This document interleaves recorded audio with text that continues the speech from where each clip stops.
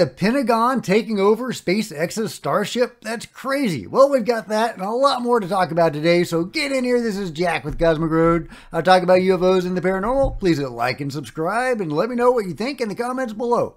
Okay, well, let's just get right into it. Let me go to the immersive viewer. This is from MSN.com. Pentagon considers taking over SpaceX Starship for sensitive missions. What? The U.S. Department of Defense has engaged in discussions with Elon Musk's SpaceX about the potential utilization of its reusable Starship rockets for sensitive and high-risk missions. Reportedly, the proposal suggests transforming the Starship into a government-owned, government-operated asset, representing a departure from the traditional contracting model for payload launches. SpaceX is already involved in developing the Department of the Air Force's rocket cargo mission, and the Pentagon's latest proposal extends beyond this existing collaboration.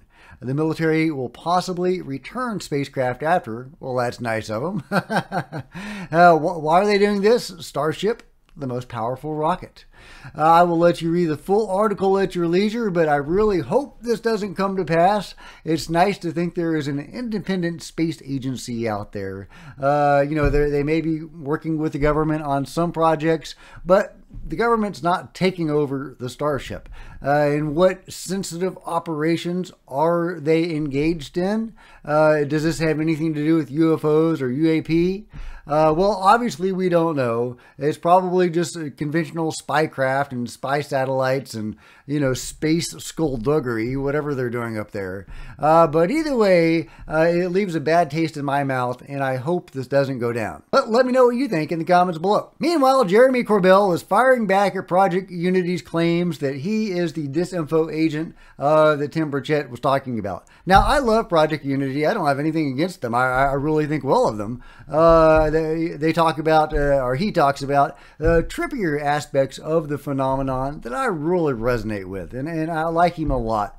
But he doesn't like Jeremy, and I think that Tim was probably not talking about Jeremy, and I've covered reasons why before. Here is another reason why. So here we go, man. Let's have the real fight here for information and for truth on this. I've seen some of this gossip going around. Like the funny one to me was our buddy, Representative Burchett, right? He said on something that, some people get disinformation, but they're not even aware of that. And some idiot's like, oh yeah, no, that's Jeremy Corbell. Okay, cool, man. So I'm like texting with Burchett and we're laughing together. We're laughing. Because, we have talked about this a bunch, like who's getting false information and doesn't know it. I mean, look, this is part of the game. I don't need to defend myself. I'll let Burchett say something if he wants to, but it's... Yeah, I'll wait for Burchett to say something, but I think that Jeremy's got a good point. He has a very good relationship with Tim Burchett, is the thrust of what he's saying. And Tim was almost certainly not talking about him. I think Jay was wrong about that. However, Jeremy shouldn't be calling Jay an idiot. Jay is not an idiot. He's a smart guy, and he covers interesting stuff. But I do think that, Jeremy rubs him the wrong way, and so that may have been his conclusion, just based on his gut feeling. But I like both of them, and I hope they can learn to get along, and let's identify who is really pushing disinformation. Speaking of Jeremy Corbell and George Knapp, they have some strong words for Dr. Sean Kirkpatrick, the lovely Dr. Sean Kirkpatrick. Total fucking horseshit.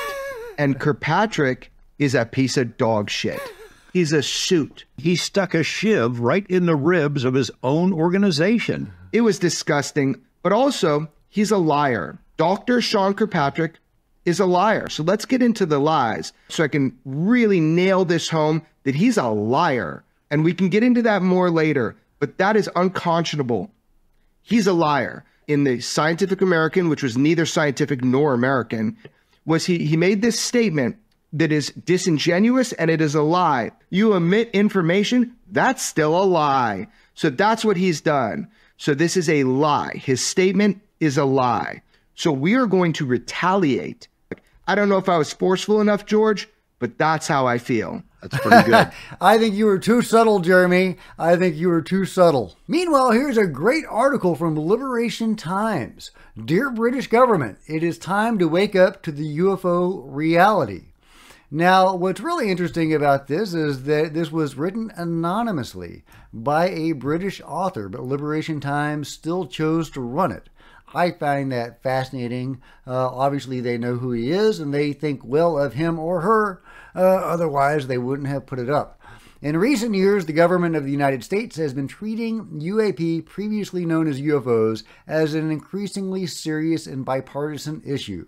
It goes on to talk about the state of UFO revelations in America and beyond. It's a very long article with links to videos. It's very well written. I encourage you to read it if you have time, or at least to skim it. There's some great stuff in there. Send it to skeptics that you know. I think this is really good for skeptics to read because it really goes through a lot of it. Not just what's going on in the U.S., but outside of the U.S. as well. And let me just skip to the end so we can get to this conclusion. Dear British government, please, it is time to wake up. And yeah, it is really interesting that the British government is so silent on the UFO topic. It is forbidden from speaking about UFOs in the UK even more than it is in the US. I mean, we're passing laws in the US about UFO disclosure. How sincere are they? Will they do anything? You know, who knows? But at least people in Congress are openly talking about this now, even sometimes the trippier aspects of it all. But UK is radio silent, suspiciously so, right? Because they've had a lot of activity, and even at an official level. So what is going on in the UK? Why are they so mum on UFOs? And will this article in the Liberation Times stimulate some change? I sure hope so, but let me know your thoughts in the comments below. Meanwhile, check out this reconstruction of the Nazca Mummy Maria, where she is standing up, and you can see her compared to a modern human skeleton. And you'll see that she is very distinctly different. Look at how robust her torso is, and of course her head is shaped very differently. You know, it is not simply a human with its fingers and toes cut off, or its head elongated artificially. This is a genuinely inhuman being of some sort, or at least a hybrid. So I can't wait for the revelations that are due to drop on the 12th. I will be glued to the screen. What am I talking about? Well, here's J. Alberto saying, the day has arrived. This February 12th, 2024, humanity will know 2 new biological evidences with their corresponding scientific studies and not known by science within the evolutionary chains on Earth from Peru. So yeah, are we going to get the giants? Is that what we're talking about? Are we going to get the smaller gray type of being that's been teased before? And I've shown you video of that being before. It looks very much like a gray alien, but mummified for 1,000 years. I would love to see the giants, just because that would be cool, but also because it would be so irrefutable. You know, when you're looking at a 1.5 foot long or whatever they are, the Nazca beings, the small ones, it's so easy to dismiss that as a doll, as a fake, right? That's just where your mind goes automatically because it's a little figurine, right? Or that's what it looks like. So it's the automatic conclusion for your mind to jump to. And if you want to debunk it, you know, if you have cognitive dissonance, as so many do, you know, that's where you're going to go. You're not going to get that same level of cognitive dissonance with a giant. Your brain is going to struggle, or a skeptic's brain is going to struggle very hard to rationalize that away. But if you have multiple giant bodies, that's not going to be easy to fake, guys. That's not going to be easy to dismiss. I really hope that's what we're getting. But if we're getting a gray alien that's been mummified for 1,000 years, How cool would that be? And how important to the conversation would that be? So whatever we're getting on the 12th, if we're getting one of those or two of those, or something else altogether different, I just can't wait. The 12th can't get here fast enough. Meanwhile, check this out. Which way is the horse going? Which way is that horse going? Is it going to us or away from us? To us or away from us? Okay, now look at it again. Look away from the screen and then look back to the screen. Oh, are you looking? Are you looking at the horse? Don't look at me. Look at the horse. All right. Look at the horse, then look away from the screen, and then look back. And tell me if it changes direction. Isn't that crazy? Isn't that crazy? I'll link to it and you can watch it and go nuts at your own time. Last but not least, here's some cool UFO footage from Iraq posted by Think Tank. Really cool. Check this out. To me, this looks legit. There's, I think, one craft, and there's, yep, there we go. There we go. Look at that. There's one object, and maybe an orb, I think. Hard to tell for sure. Yeah, more orbs. I don't know what that is. Almost looks like it could be flak or something, but I don't think that's what it is. And then we get that perfect saucer. Look at that. Look at that saucer. That is a great flying saucer. I love it. I love it. Thank you, Think Tank, for posting this. The F-16 clearly passes in front. Okay, I'm trying to read that.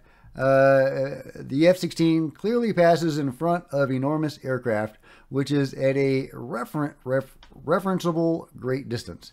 Now, I'm thinking the UFO is actually flying between us and the UFO. I don't think that the F-16 passes in front of it, although it might be passing in front of that object. Maybe that's what they're talking about. And are those orbs, those little white things? What are those things? Is it a saucer attended by other craft that are more orb-like? And there may be multiple crafts as well. Anyway, great footage. I think this is legit. But let me know what you think about that and everything else covered today. If you've enjoyed this video, please give me a big thumbs up. I sure appreciate it. Smash the subscribe button and the bell to be notified of future videos. You don't want to miss a thing. Join me on social media. Facebook and Twitter links below. Love to see you guys there. If you wanted to support Cosmic Road in an even bigger way, please consider grabbing a coffee mug or a t-shirt in the merch store below, or by becoming a channel member. Channel members are rock stars, and I really appreciate you guys' support. Thank you. Also, channel members frequently get to see videos hours ahead of everybody else. Meanwhile, there are plenty of other videos on the channel, and I'll see you guys next time. This is Jack with Cosmic Road, signing out.